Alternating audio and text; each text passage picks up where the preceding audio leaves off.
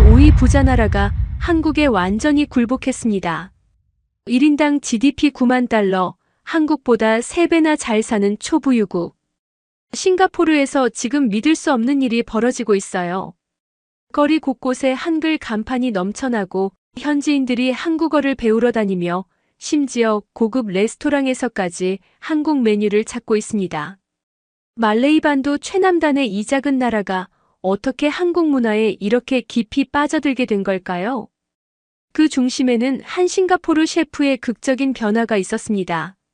30년간 한국을 무시해오던 이 남자가 하루아침에 한국의 열렬한 신봉자가 되어버린 거예요. 그리고 그의 변화가 싱가포르 전체를 한국으로 물들이기 시작했습니다. 오늘은 세계 최고 부자 나라를 한국 앞에 무릎 꿇게 만든 그 놀라운 이야기를 들려드리겠습니다. 구독과 좋아요 많이 부탁드립니다. 어디서 영상 시청 중인지 댓글로 서로 공유해주세요. 안녕하세요. 저는 싱가포르에서 레스토랑을 운영하고 있는 다니엘 탄입니다. 올해로 51살이 되었고 30년 넘게 이곳 외식업계에서 일해왔습니다. 프랑스 요리부터 시작해서 이탈리안, 일식까지 웬만한 서구 요리는 다 섭렵했죠. 싱가포르라는 나라가 워낙 세계 각국의 음식 문화가 집약된 곳이다 보니 저 역시 자연스럽게 다양한 요리를 접할 수 있었습니다. 솔직히 고백하자면 한국 음식에 대해서는 그리 좋은 인상을 갖고 있지 않았어요. 아니, 정확히는 관심조차 없었습니다. 가끔 한국 드라마를 보는 손님들이 김치나 불고기 이야기를 하곤 했지만 저에게는 그저 매운맛으로 일관된 단조로운 음식 정도로만 여겨졌거든요. 세련된 싱가포르의 외식 시장에서는 절대 통하지 않을 거라고 단정했었죠. 제가 운영하던 레스토랑은 오차드 로드 근처에 꽤 괜찮은 위치에 있었어요. 프랑스식 파인다이닝 컨셉으로 현지 부유층과 외국인 관광객들을 주요 타겟으로 했었습니다. 평균 식사 비용이 200달러가 넘는 고급 레스토랑이었죠. 직원들도 모두 정통 서양 요리 출신으로 구성했고 와인 컬렉션도 상당했어요. 나름대로는 싱가포르 최고급 레스토랑 중 하나라는 자부심을 갖고 있었습니다. 제 레스토랑 메뉴는 정말 까다롭게 구성했어요. 전체 요리부터 메인 디시, 디저트까지 모든 것이 프랑스 정통 요리법에 기반해 있었습니다. 재료도 대부분 유럽에서 공수해왔고 특히 치즈나 와인 같은 것들은 정말 엄선된 것들만 골라서 사용했죠. 손님들도 대부분 음식에 대해 잘 아는 분들이었기 때문에 어설픈 요리는 절대 낼 수 없었어요.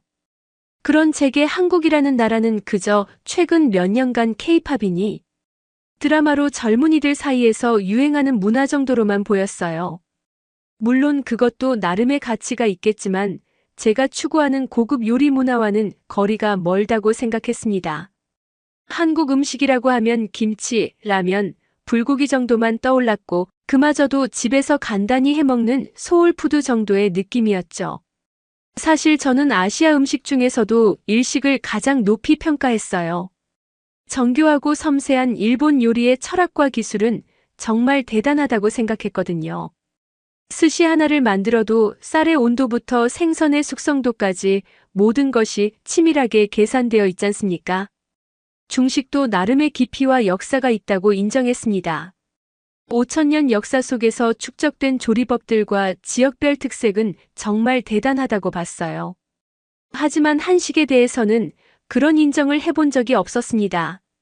그냥 매운맛에 의존한 자극적인 음식 정도로만 치부했었거든요. 특히 김치 같은 경우는 냄새부터가 거북했어요. 발효 음식이라고는 하지만 제게는 그저 시큼하고 매운 절임 채소 정도로만 느껴졌습니다. 불고기나 갈비 같은 고기 요리도 달콤하고 짠맛이 강해서 정교함이 부족하다고 생각했고요. 제 레스토랑에서 일하던 수 셰프 중에 한 명이 한국계 싱가포르인이었는데 가끔 한국 음식 이야기를 꺼내곤 했어요. 리처드 김이라는 친구였는데 나름 프랑스 요리에도 소질이 있는 젊은 요리사였습니다. 30 초반의 나이에 이미 상당한 실력을 갖춘 친구였죠. 그런데 이 친구가 가끔씩 한국 음식의 매력에 대해 열변을 토하곤 했어요. 리처드는 저에게 한식의 발효기술이나 조미료의 조화 같은 것들을 설명해 주려 했지만 솔직히 귓등으로도 듣지 않았어요. 그냥 젊은 친구가 자기 뿌리에 대한 향수 같은 걸 갖고 있구나. 그 정도로만 생각했습니다. 심지어 한국 음식을 메뉴에 추가해 보는 게 어떻겠냐는 제안도 했었는데 저는 단칼에 거절했죠. 우리 레스토랑의 품격에 맞지 않는다고 말이에요. 그 친구가 말하길 한국에는 정말 다양하고 깊이 있는 음식 문화가 있다고 했어요. 발효 기술만 해도 수천 년의 역사를 갖고 있고 계절에 따른 절임법이나 각 지역별 고유한 조리법들이 있다면서 열심히 설명했습니다. 심지어 한국의 궁중 요리는 프랑스 궁중 요리에 비해서도 결코 떨어지지 않는다고 주장하기까지 했어요. 하지만 저는 그런 말들을 그다지 진지하게 받아들이지 않았습니다. 아무리 역사가 오래됐다고 해도 결국은 매운맛 위주의 단순한 음식 아니겠어요? 게다가 한국 음식점들을 보면 대부분 캐주얼한 분위기였고 제가 추구하는 우아하고 세련된 다이닝과는 거리가 멀어 보였어요. 그래서 리처드의 말들을 그냥 젊은 친구의 민족적 자부심 정도로만 여겼습니다. 지금 생각해보면 정말 오만하고 편견에 찬 생각이었습니다. 하지만 그때의 저는 서구 요리야말로 가장 세련되고 완성된 요리 문화라고 믿어 의심치 않았거든요. 특히 프랑스 요리의 체계성과 이탈리아 요리의 정통성 앞에서는 다른 모든 요리가 초라해 보였어요. 미슐랭 가이드에서도 한국 음식보다는 일식이나 중식을 훨씬 높게 평가하고 있었지 않습니까? 게다가 싱가포르 현지에서도 한국 음식점들은 대부분 젊은 층을 타겟으로 하는 캐주얼 레스토랑들이었어요. 제가 상대하는 고급 고객층과는 다른 시장이었죠. 그러다 보니 자연스럽게 한국 음식은 저급한 것, 혹은 유행을 타는 일시적인 것 정도로 치부하게 되었습니다. 그런데 이런 제 고집스러운 편견이 완전히 무너지게 된 사건이 일어나게 됩니다. 그것도 정말 예상치 못한 곳에서 말이에요. 바로 한국의 편의점이었습니다. 편의점이라니 지금 생각해도 웃기지 않습니까? 30년간 고급 요리만 추구해왔던 제가 편의점. 음식에서 진정한 깨달음을 얻게 될 줄이야. 그 모든 일이 시작된 건 작년 여름이었어요. 평소와 다름없는 하루였는데 갑자기 제 인생이 완전히 바뀌게 될 사건이 일어났습니다. 작년 여름이었습니다. 제 레스토랑과 같은 거리에 작은 한식당이 하나 들어섰어요. 처음에는 그저 스쳐 지나가는 정도로만 봤습니다. 또 하나의 트렌디한 한식당이 생겼구나. 몇 개월 후면 망하겠지. 그런 생각이었죠. 싱가포르에서는 유행을 따라 새로 생겼다가 금세 사라지는 레스토랑들이 정말 많거든요. 그런데 이상한 일이 벌어지기 시작했습니다. 그 작은 한식당 앞에 줄이 서기 시작한 거예요. 처음에는 그냥 오픈 초기의 일시적인 현상이라고 생각했어요. 새로 오픈한 식당들이 흔히 겪는 일이니까 말입니다. 하지만 일주일이 지나고 한 달이 지나도 그 줄은 줄어들지 않았어요. 오히려 점점 더 길어지는 것 같았습니다. 더 놀라운 건 제 레스토랑의 손님 수가 눈에 띄게 줄어들기 시작했다는 점이었어요. 평소 같으면 예약으로 꽉 차 있어야 할 저녁 시간대에도 테이블이 반쯤 비어있는 날들이 생겼습니다. 처음에는 계절적인 요인이나 경기 불황 때문이라고 생각했죠. 싱가포르도 가끔 그런 시기가 있으니까요. 하지만 며칠 뒤 충격적인 사실을 알게 되었습니다. 제 단골 손님 중 한 분이 우연히 그 한식당에서 나오는 모습을 본 거예요. 미스터 왕이라는 분이었는데 부동산업으로 큰 성공을 거둔 분이라 늘 고급 음식만 드시던 분이었거든요. 그런 분이 그 작은 한식당에서 나오는 걸 보니까 정말 당황스러웠어요. 궁금해서 리처드에게 물어봤습니다. 그 한식당이 뭐가 그렇게 특별한지 말이에요. 리처드는 이미 몇 번 가봤다면서 정말 맛있다고 하더라고요. 특히 떡볶이와 김밥이 일품이라고 했습니다. 떡볶이라니 그게 뭔지도 잘 모르겠더라고요.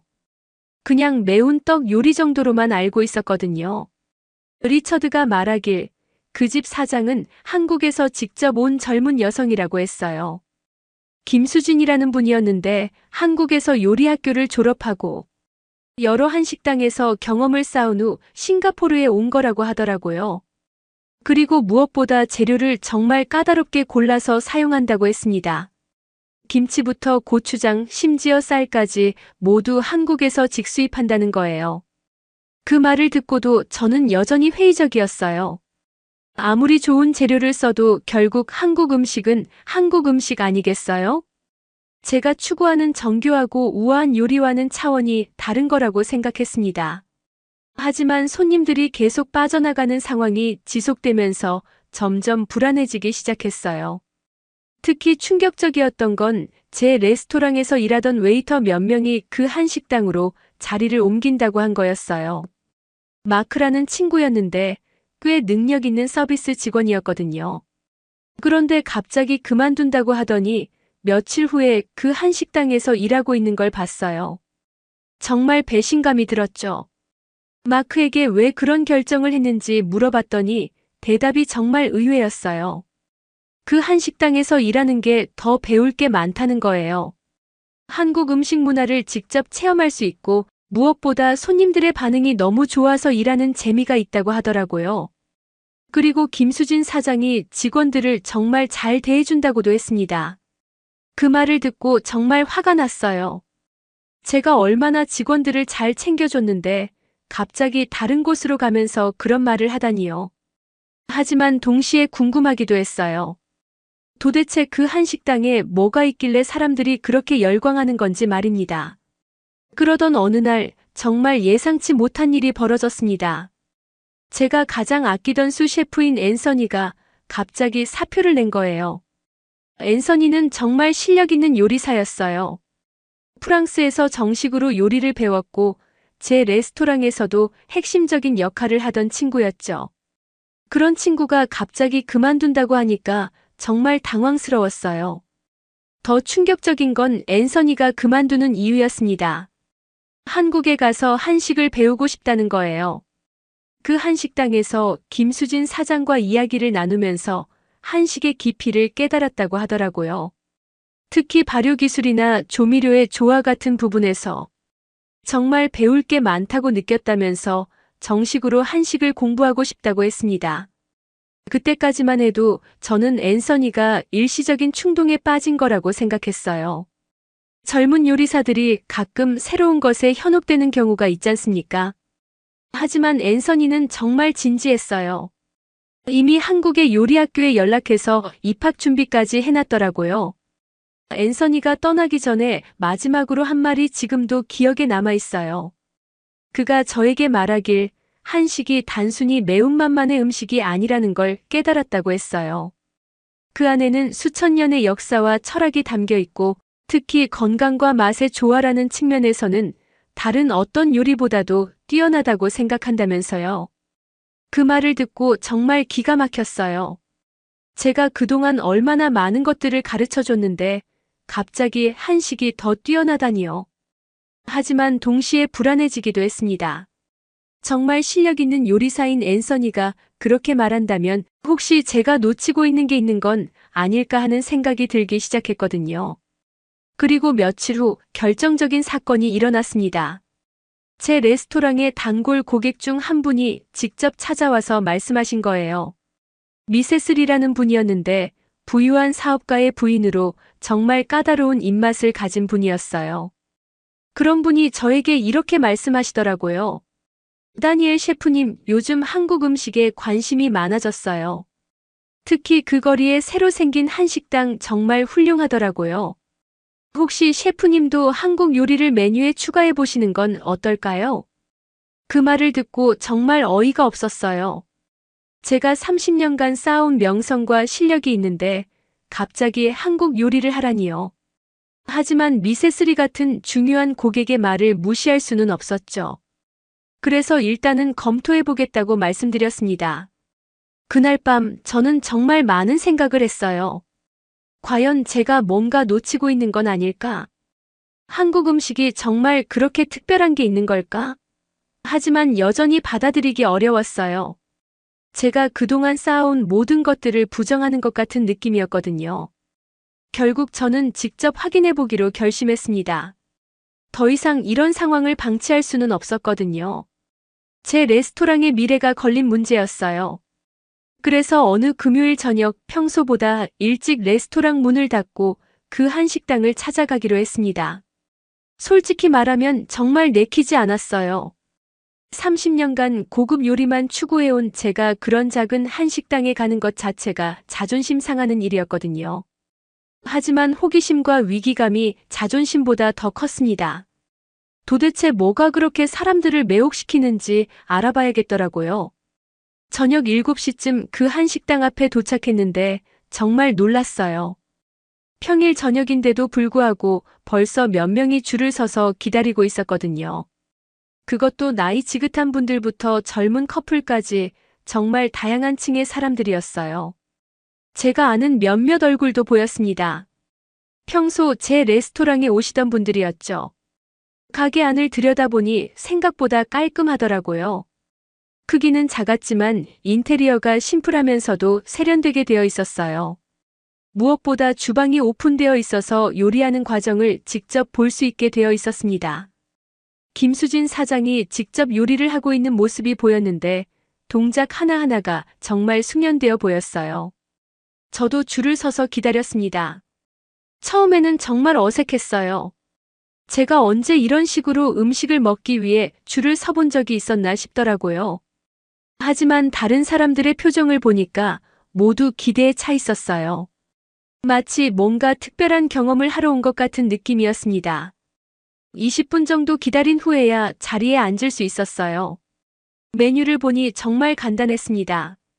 떡볶이, 김밥, 순대, 튀김 이런 것들이 전부였어요. 프랑스 요리에 익숙한 제게는 정말 생소한 음식들이었죠. 가격도 놀라울 정도로 저렴했어요. 제 레스토랑 전체 요리 하나 값으로 여기서는 풀코스를 먹을 수 있을 정도였습니다. 일단 가장 인기 있다는 떡볶이를 주문했어요. 그리고 김밥도 하나 추가했습니다. 주문을 받는 직원은 한국 사람인 것 같았는데 정말 친절하더라고요. 주문 과정도 간단했고 뭔가 편안한 분위기였어요. 제 레스토랑의 격식 있는 서비스와는 정반대였죠. 음식이 나오기를 기다리는 동안 주변을 둘러봤어요. 다른 테이블 손님들이 먹고 있는 음식들을 보니까 정말 다양하더라고요. 그런데 모든 사람들의 표정이 만족스러워 보였어요. 심지어 외국인 관광객들도 몇 명 보였는데 그들도 정말 맛있게 먹고 있었습니다. 드디어 제가 주문한 떡볶이가 나왔어요. 빨간 소스에 하얀 떡이 들어있는 단순한 음식이었습니다.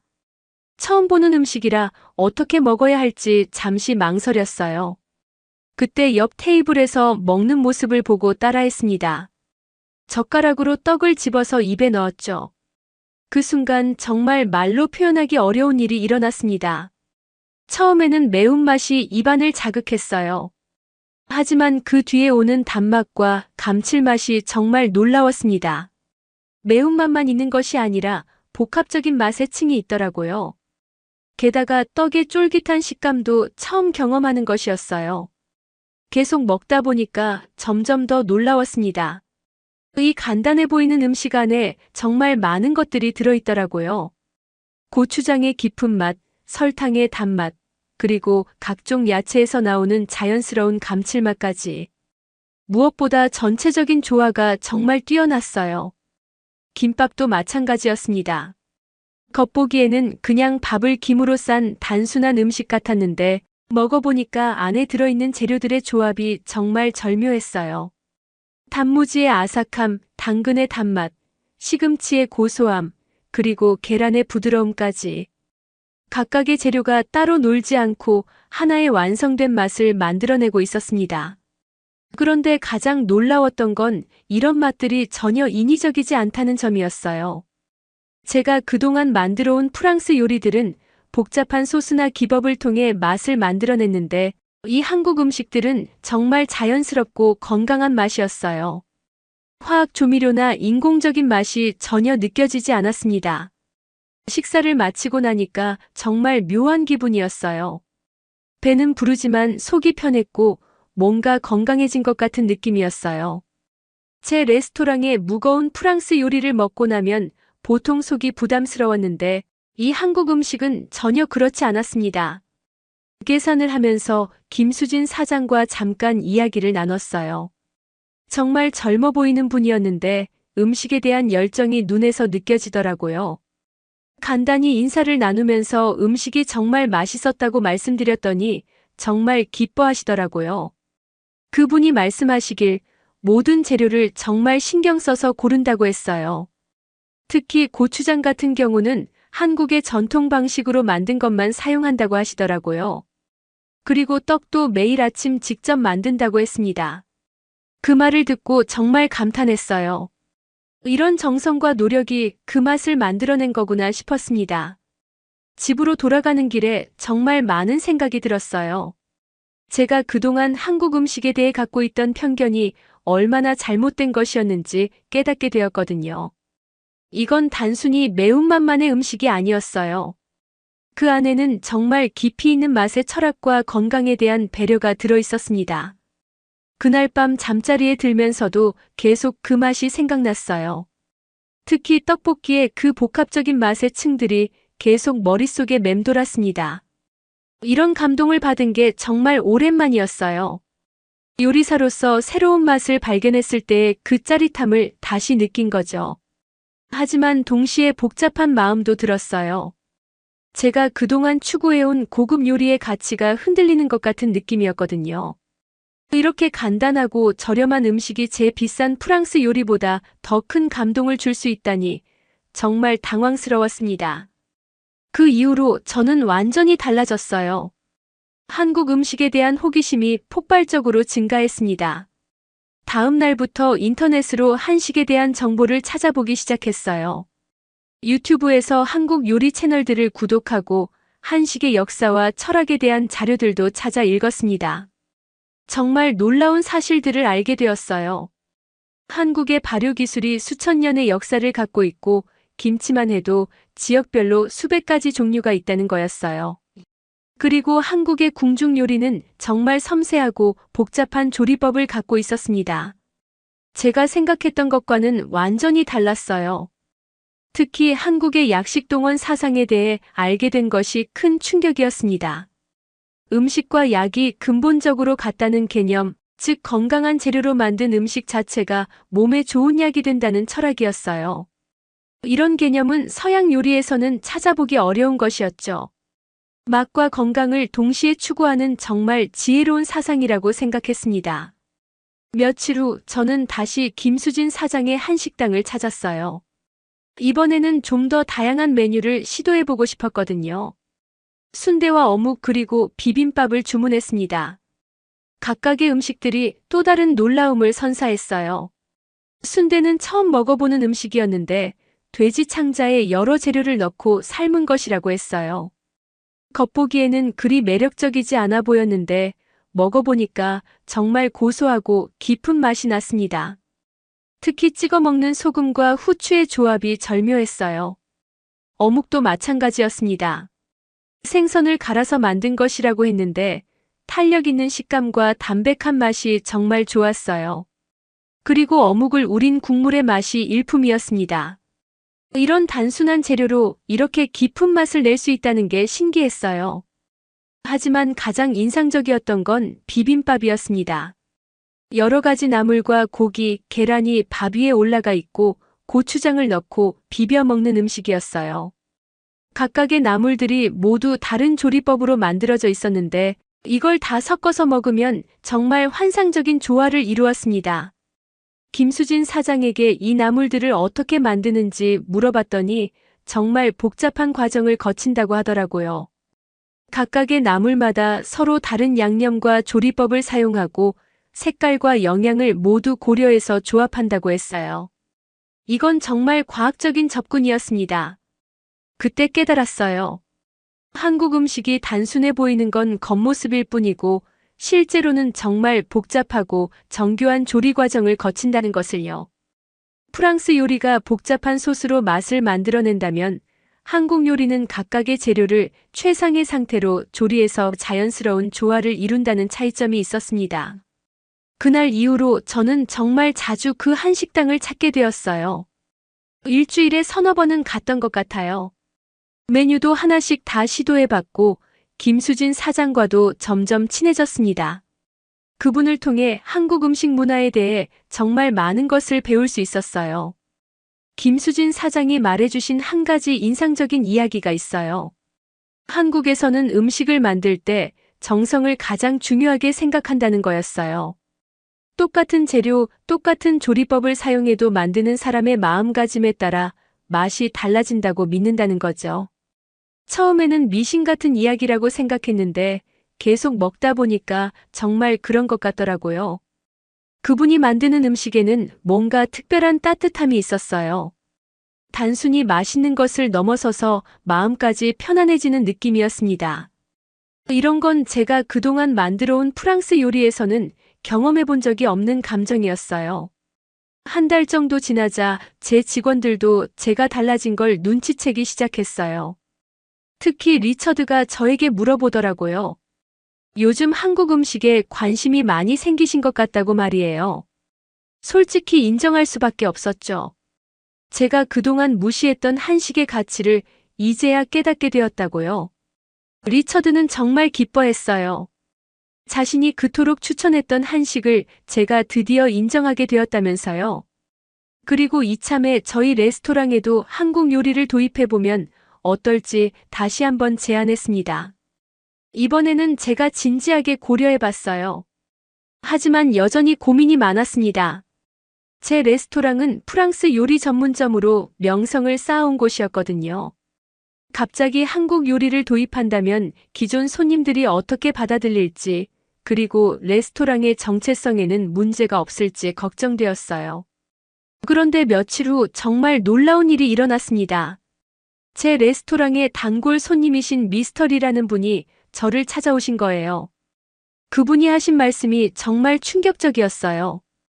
요즘 한국 음식이 정말 인기가 좋은데 혹시 저희 레스토랑에서도 한국 요리를 맛볼 수 있는지 문의하신 거였습니다. 미스터리는 정말 보수적인 분이셨어요. 늘 전통적인 프랑스 요리만 드시던 분이었거든요. 그런 분이 한국 요리에 관심을 보이시다니 정말 믿을 수 없었습니다. 알고 보니 따님이 한국 드라마를 좋아해서 최근에 한국 문화에 관심이 생기셨다고 하더라고요. 그 이야기를 듣고 깨달았어요. 한국 문화의 영향력이 정말 대단하다는 것을요. 드라마나 음악을 통해 한국에 관심을 갖게 된 사람들이 자연스럽게 한국 음식에도 호기심을 갖게 되는 거였습니다. 이건 단순한 유행이 아니라 하나의 문화 현상이었어요. 그날 밤 저는 정말 심각하게 고민했습니다. 제 레스토랑의 미래를 위해서라도 변화가 필요한 시점인 것 같았어요. 하지만 단순히 트렌드를 따라가는 것이 아니라 정말 가치 있는 변화여야 한다고 생각했습니다. 한국 음식의 진정한 가치를 제대로 전달할 수 있는 방법을 찾아야 했어요. 그때 저는 과감한 결정을 내렸습니다. 직접 한국에 가서 한식을 제대로 배워보기로 한 거예요. 김수진 사장을 통해 한국의 요리학교와 연결해달라고 부탁했습니다. 처음에는 그분도 놀라셨어요. 50 넘은 나이에 그것도 이미 성공한 셰프가 굳이 한국까지 가서 요리를 배우겠다니 말이에요. 하지만 제 진심을 알아주셨는지 서울에 있는 한국 요리 전문 학교를 소개해 주셨어요. 거기서 단기 코스를 운영한다고 하더라고요. 일주일 정도의 집중 과정인데 한식의 기본기부터 전통 요리법까지 배울 수 있다고 했습니다. 레스토랑 운영을 리처드에게 맡기고 저는 생애 처음으로 한국 땅을 밟게 되었습니다. 인천공항에 내렸을 때의 느낌을 지금도 잊을 수 없어요. 공항부터가 정말 깔끔하고 체계적이더라고요. 곳곳에서 느껴지는 효율성과 세련됨이 인상적이었습니다. 서울에 도착해서 가장 먼저 한 일은 전통시장을 둘러보는 거였어요. 김수진 사장이 추천해준 광장시장에 갔는데 정말 놀라웠습니다. 그 안에는 제가 상상도 못한 다양한 식재료들이 있었어요. 각종 나물들, 젓갈류, 그리고 수십 가지 종류의 김치까지. 이 모든 것들이 하나의 거대한 음식 생태계를 이루고 있었습니다. 특히 인상적이었던 건 장사하시는 분들의 자부심이었어요. 각자 자기가 파는 재료에 대한 전문 지식이 정말 대단했습니다. 김치 하나를 사더라도 어떤 지역에서 온 배추인지, 어떤 방식으로 담갔는지 상세하게 설명해 주시더라고요. 이런 전문성은 정말 존경할 만했습니다. 요리 학교에서의 첫날은 충격의 연속이었어요. 저보다 훨씬 젊은 선생님이 한식의 기본 철학에 대해 설명해 주시는데 정말 깊이가 있었습니다. 한국 요리에서 가장 중요한 것은 재료 본연의 맛을 살리는 것이라고 하시더라고요. 인위적으로 맛을 강화하는 것이 아니라 자연의 맛을 최대한 끌어내는 것이 핵심이라고 했습니다. 첫 번째로 배운 요리는 된장찌개였어요. 정말 간단해 보이는 요리였는데 막상 배워보니까 엄청나게 복잡했습니다. 된장을 고르는 것부터 시작해서 물의 온도, 끓이는 시간, 재료를 넣는 순서까지 모든 것이 정확해야 했어요. 선생님이 설명해 주신 된장의 발효 과정이 정말 놀라웠습니다. 콩을 발효시켜 메주를 만들고 그걸 다시 소금물에 담가서 몇 개월 동안 숙성시키는 과정. 그 과정에서 수많은 미생물들이 관여해서 복합적인 맛을 만들어낸다는 거였어요. 이건 정말 과학적인 접근이었습니다. 두 번째 날에는 김치 만들기를 배웠어요. 김수진 사장이 그토록 강조했던 그 김치 말이에요. 직접 만들어 보니까 정말 복잡한 과정이더라고요. 배추를 소금에 절이는 것부터 시작해서 각종 양념을 만들고 그걸 배추에 발라서 발효시키는 과정까지 하나하나가 다 중요한 단계였습니다.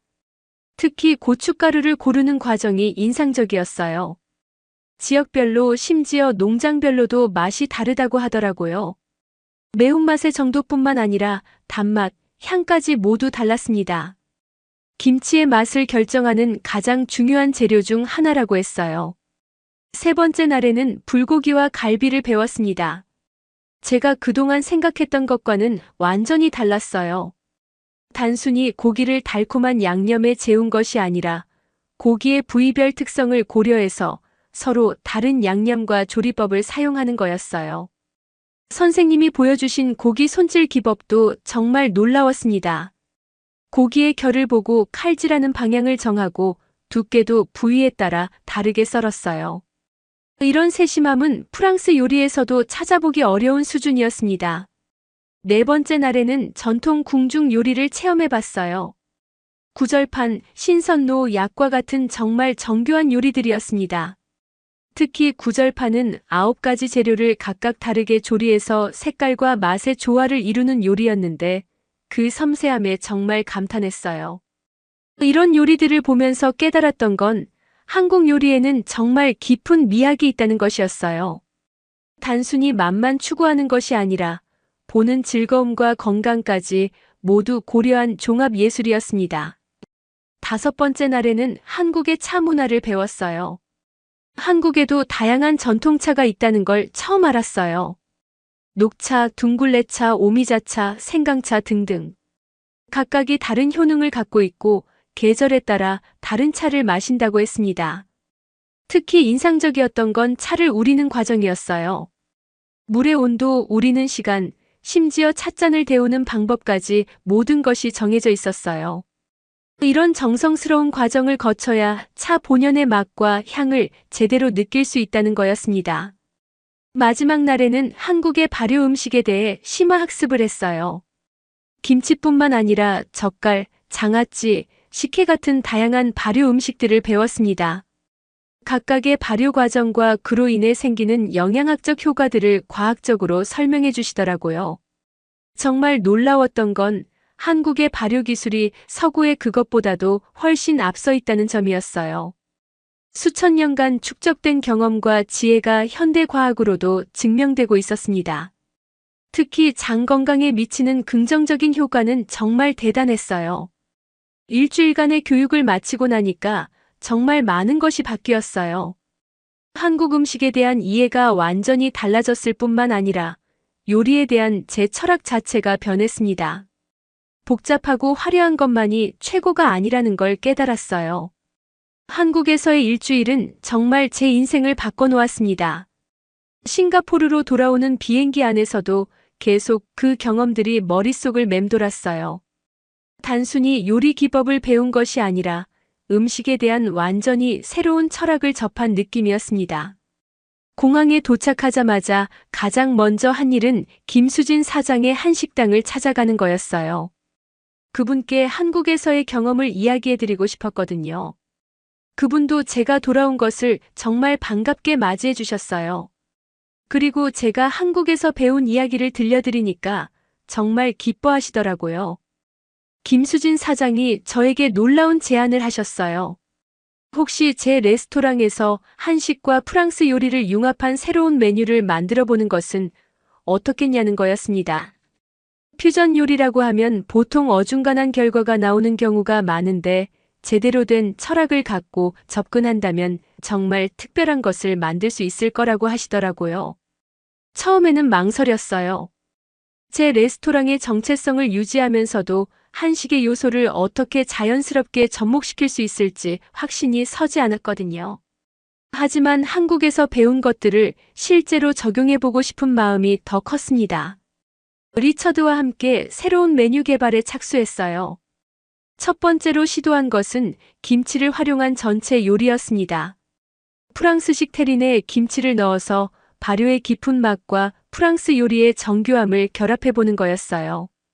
처음 몇 번의 시도는 실패였습니다. 김치의 강한 맛이 다른 재료들을 압도해버리거나 반대로 김치의 특색이 전혀 느껴지지 않는 결과가 나왔어요. 하지만 포기하지 않고 계속 시도했습니다. 김치의 양념을 조절하고 숙성 정도를 다르게 해보면서 최적의 조합을 찾아갔어요. 한 달 정도 지나자 드디어 만족할 만한 결과가 나왔습니다. 김치에 발효된 깊은 맛이 테린의 부드러움과 절묘하게 어우러지면서 완전히 새로운 맛을 만들어낸 거예요. 기존의 프랑스 요리에서는 경험할 수 없는 독특한 감칠맛이었습니다. 두 번째로 개발한 메뉴는 된장을 활용한 소스였어요. 프랑스 요리의 클래식한 소스에 된장의 깊은 맛을 더한 거였습니다. 된장의 짠맛과 감칠맛이 기존 소스의 풍미를 한층 더 복합적으로 만들어줬어요. 이 과정에서 정말 많은 실험을 했습니다.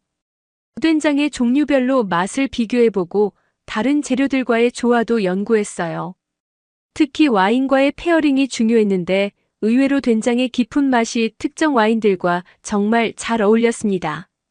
세 번째는 한국의 나물 요리법을 응용한 샐러드였어요. 각종 채소들을 한국식으로 조리해서 프랑스식 플레이팅으로 완성하는 거였습니다. 각각의 채소가 서로 다른 양념과 조리법으로 처리되어서 한 접시 안에서도 다양한 맛과 식감을 경험할 수 있었어요. 이런 메뉴들을 개발하면서 깨달은 건 한식과 프랑스 요리가 생각보다 많은 공통점이 있다는 것이었어요. 둘 다 재료 본연의 맛을 중시하고 조화와 균형을 추구한다는 점에서 철학이 비슷했습니다. 새로운 메뉴들이 어느 정도 완성되자 저는 기존 고객들을 대상으로 테스트를 해보기로 했어요. 먼저 가장 가까운 몇 분께 시식을 부탁드렸습니다. 정말 긴장되는 순간이었어요. 과연 이런 시도를 이해해 주실지 아니면 너무 급진적이라고 생각하실지 알 수 없었거든요. 결과는 예상보다 훨씬 좋았어요. 대부분의 분들이 정말 놀라워하시면서 맛있다고 하셨습니다. 특히 김치 테리는 정말 혁신적이라는 반응이었어요. 한국 음식의 건강함과 프랑스 요리의 세련됨이 완벽하게 조화를 이룬다고 평가해 주셨습니다. 미스터리 같은 보수적인 고객분도 긍정적인 반응을 보이셨어요. 처음에는 의아해 하시다가 한 입 드시고 나서는 정말 감탄하시더라고요. 이런 조합이 가능한지 몰랐다면서 정말 새로운 경험이었다고 하셨습니다. 그렇게 해서 저는 공식적으로 새로운 메뉴를 런칭하기로 결정했어요. 기존의 프랑스 요리 메뉴는 그대로 유지하면서 한식 퓨전 메뉴를 추가하는 방식으로 했습니다. 레스토랑 이름도 조금 바꿨어요. 기존의 프랑스식 이름에 한국적 요소를 더한 새로운 이름으로요. 런칭 첫 주부터 반응이 폭발적이었습니다. 기존 고객들뿐만 아니라 한국 음식에 관심 있는 새로운 고객들도 많이 찾아왔어요. 특히 젊은 세대들의 관심이 뜨거웠습니다. 소셜미디어에서도 화제가 되면서 예약이 밀려들기 시작했어요. 가장 인기 있는 메뉴는 역시 김치 테린이었어요. 그 다음이 된장 소스를 사용한 스테이크, 그리고 한식 나물 샐러드 순이었습니다. 각 메뉴마다 스토리가 있어서 손님들이 더욱 흥미로워 하셨어요. 현지 언론에서도 관심을 보이기 시작했습니다. 싱가포르의 유명한 음식 평론가들이 저희 레스토랑을 방문해서 리뷰를 써주셨어요. 대부분 긍정적인 평가였고, 특히 동서양 요리의 성공적인 융합이라는 평가를 받았습니다. 한 평론가는 이렇게 썼어요. 다니엘 탄 셰프가 보여준 것은 단순한 퓨전이 아니라 두 요리 문화의 진정한 대화다. 한식의 건강한 철학과 프랑스 요리의 정교한 기법이 만나 완전히 새로운 경험을 창조했다고 말이에요. 이런 성공에 힘입어 저는 더욱 적극적으로 한식 연구에 매진했습니다. 정기적으로 한국을 방문해서 새로운 요리법을 배우고 계절별로 메뉴를 업데이트했어요. 특히 한국의 사계절 음식 문화에서 많은 영감을 받았습니다. 하지만 가장 큰 변화는 제 마음가짐이었어요. 음식을 대하는 태도가 완전히 달라졌거든요. 이전에는 복잡하고 화려한 것이 최고라고 생각했는데, 이제는 단순하지만 깊이 있는 맛의 중요성을 알게 되었습니다. 성공이 계속되면서 저는 더 큰 계획을 세우게 되었습니다. 단순히 제 레스토랑에서만 한식을 선보이는 것이 아니라 싱가포르 전체에 한국 음식 문화를 제대로 알리고 싶었거든요. 그래서 생각해낸 것이 한국식 편의점을 여는 것이었습니다. 한국에서 경험했던 편의점 문화가 정말 인상적이었어요. 단순히 물건을 파는 곳이 아니라 간편하지만 맛있는 음식을 언제든지 먹을 수 있는 공간이었습니다. 특히 떡볶이, 어묵, 삼각김밥 같은 음식들이 정말 체계적으로 관리되고 있더라고요. 김수진 사장과 상의해서 이마트24와 연락을 취해봤어요. 혹시 싱가포르에 진출할 계획이 있는지 물어봤더니 마침 동남아시아 진출을 고려하고 있다고 하더라고요. 그래서 저희가 파트너로 참여할 수 있는지 문의했습니다. 협상 과정이 쉽지는 않았어요. 한국 본사에서는 싱가포르 시장에 대한 이해가 부족했고, 저는 편의점 운영 경험이 없었거든요. 하지만 서로의 장점을 살릴 수 있는 방안을 모색했습니다. 저는 현지 시장에 대한 이해와 네트워크를, 이마트24는 시스템과 노하우를 제공하는 거였어요. 몇 개월간의 준비 과정을 거쳐 드디어 싱가포르 첫 번째 이마트24가 오픈하게 되었습니다. 위치는 제 레스토랑과 가까운 상업지구였어요. 오픈 전부터 현지 언론의 관심이 뜨거웠습니다. 한국식 편의점이라는 개념 자체가 싱가포르에는 생소했거든요. 오픈 당일의 모습은 정말 장관이었어요. 새벽부터 줄을 선 사람들이 있었고, 한국 음식에 관심 있는 사람들뿐만 아니라 호기심 많은 현지인들도 많이 왔습니다. 특히 젊은 세대들의 반응이 뜨거웠어요. 가장 인기 있는 상품은 역시 떡볶이였습니다. 제가 처음 맛봤던 바로 그 떡볶이였어요. 즉석에서 끓여주는 떡볶이를 받아들고 한 입 먹는 사람들의 표정이 정말 인상적이었습니다. 제가 처음 느꼈던 그 놀라움을 그대로 경험하고 있는 거였어요. 삼각김밥도 큰 인기였습니다. 포장을 뜯는 방법부터가 신기해하는 사람들이 많았어요. 그리고 한 입 먹고 나서는 대부분 감탄하더라고요. 이렇게 간단한 음식이 어떻게 이렇게 맛있을 수 있냐면서 말이에요. 어묵도 마찬가지였습니다. 뜨거운 국물과 함께 먹는 어묵의 매력에 푹 빠진 사람들이 많았어요. 특히 날씨가 더운 싱가포르에서도 뜨거운 어묵 국물을 마시는 사람들을 보면서 좋은 맛은 날씨나 문화를 초월한다는 걸 느꼈습니다. 편의점이 성공하면서 정말 신기한 일들이 벌어지기 시작했어요. 주변 오피스 직장인들이 점심시간마다 찾아와서 간편식을 사가는 거였어요. 처음에는 호기심으로 시작했지만 점점 일상이 되어가고 있었습니다. 특히 인상적이었던 건 한 현지 직장인의 이야기였어요. 마이클이라는 친구였는데 처음에는 그냥 신기해서 떡볶이 하나를 사갔었거든요. 그런데 그게 너무 맛있어서 매일 오게 되었다고 하더라고요.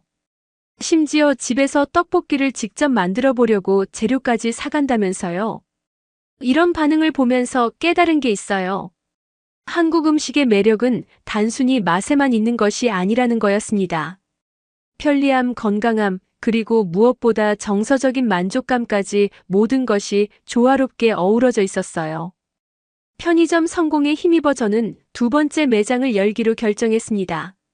이번에는 좀 더 주거 지역에 가까운 곳으로 선택했어요. 가족 단위 고객들을 겨냥한 거였죠.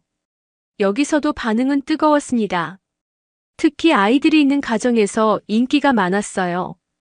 한국 과자나 음료에 아이들이 흥미를 보이고 부모들은 건강한 한식 간편식에 관심을 갖더라고요. 온 가족이 함께 새로운 문화를 경험하는 모습이 정말 보기 좋았습니다. 하지만 가장 감동적이었던 순간은 따로 있었어요. 어느 날 편의점에 갔더니 한 노인분이 떡볶이를 드시고 계시더라고요. 70대로 보이는 분이었는데 정말 맛있게 드시고 계셨어요. 그분께 다가가서 인사를 드렸더니 정말 놀라운 이야기를 해주셨어요. 젊은 시절 한국에서 일한 경험이 있으시다는 거였어요. 그때 먹었던 한국 음식이 그리워서 찾아오게 되셨다고 하시더라고요. 그분이 말씀하시길 옛날 한국에서 먹었던 그 맛이 그대로 느껴진다고 하셨어요.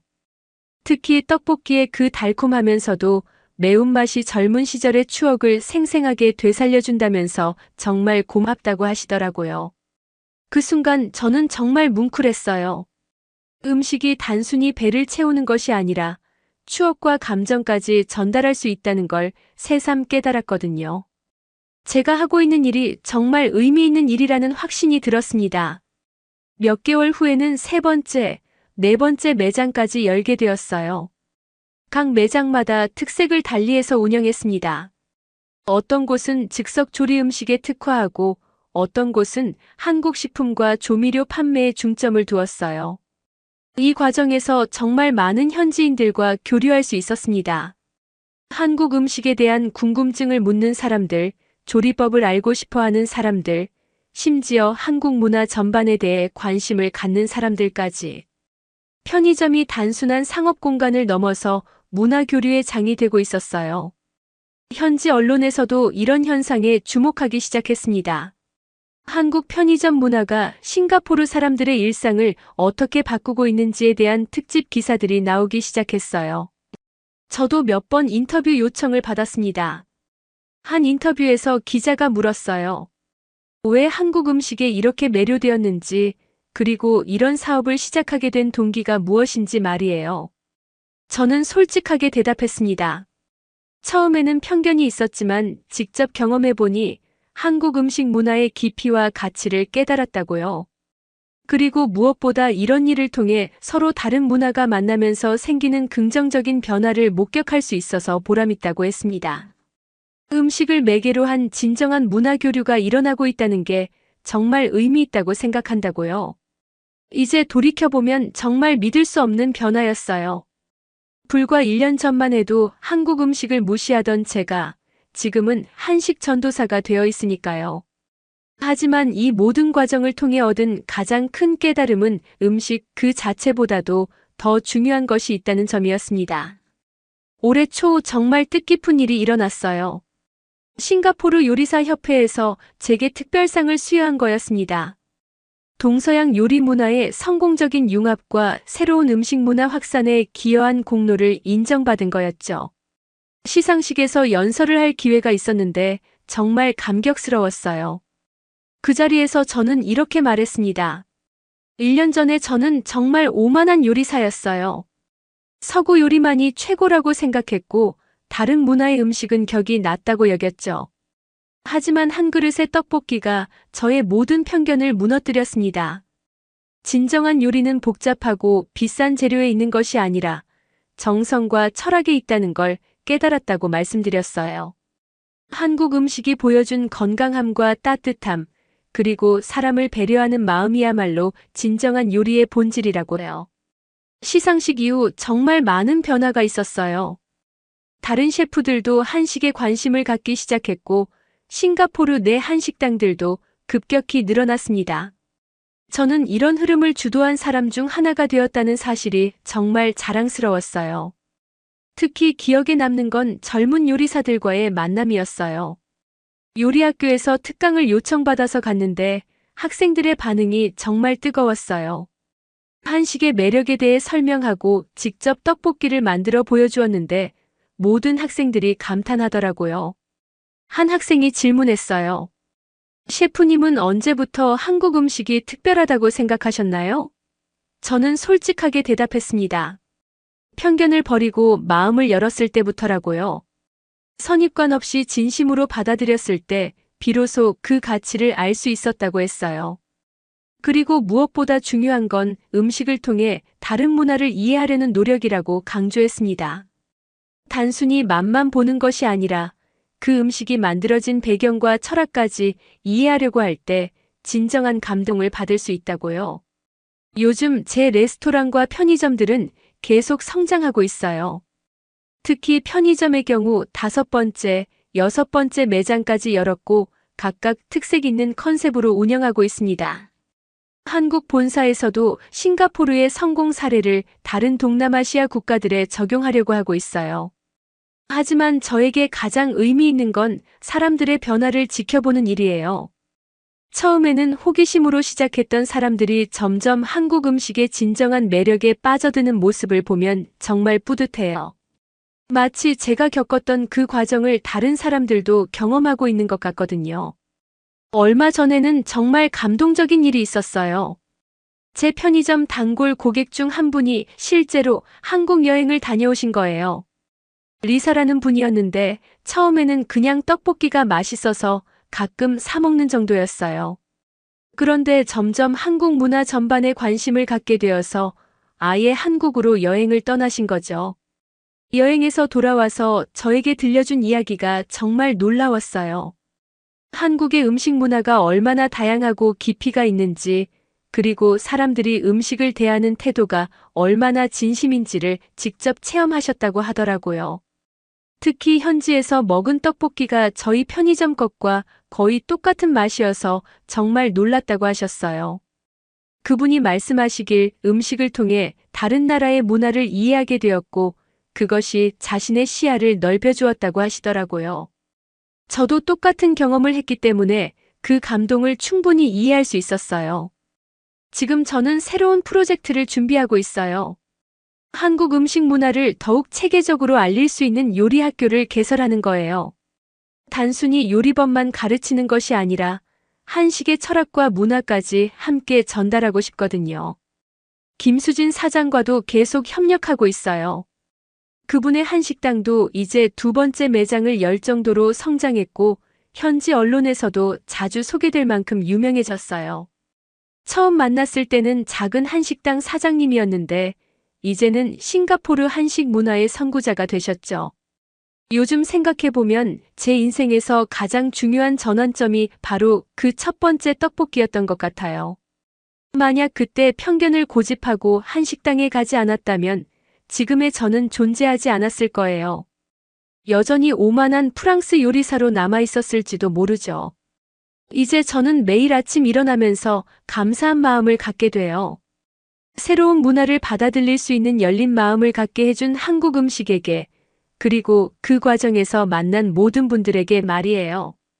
특히 김수진 사장님과 한국에서 만난 선생님들에게는 정말 고마운 마음뿐이에요. 요리사로서도 완전히 다른 사람이 되었어요. 이전에는 복잡하고 화려한 것만 추구했다면 이제는 단순하지만 진심이 담긴 요리를 만들려고 노력해요. 손님들에게 단순히 맛있는 음식을 제공하는 것이 아니라 따뜻한 마음까지 전달하고 싶거든요. 지금 이 순간에도 제 편의점에서는 누군가가 처음으로 떡볶이를 맛보고 있을 거예요. 그리고 그 사람도 저처럼 놀라운 경험을 하고 있을지도 모르죠. 한 그릇의 떡볶이가 한 사람의 인생을 바꿀 수 있다는 걸 저는 누구보다 잘 알고 있거든요. 결국 음식이란 단순히 배를 채우는 것이 아니라 마음과 마음을 연결하는 다리 역할을 하는 것 같아요. 서로 다른 문화 사이의 편견을 허물고 진정한 소통을 가능하게 하는 매개체 말이에요. 저는 그런 음식의 힘을 한국 요리를 통해 깨달았고 이제는 그 가치를 더 많은 사람들과 나누고 싶습니다. 한때 한국을 무시하던 싱가포르 셰프였던 제가 결국 편의점 떡볶이 앞에서 모든 편견을 내려놓게 된 이 이야기가 많은 분들에게 작은 깨달음을 드릴 수 있기를 바라요. 열린 마음으로 다른 문화를 받아들일 때 우리는 더욱 풍요로운 삶을 살 수 있다는 것을 말이에요. 이상으로 제 이야기를 마치겠습니다. 긴 이야기 들어주셔서 정말 감사합니다.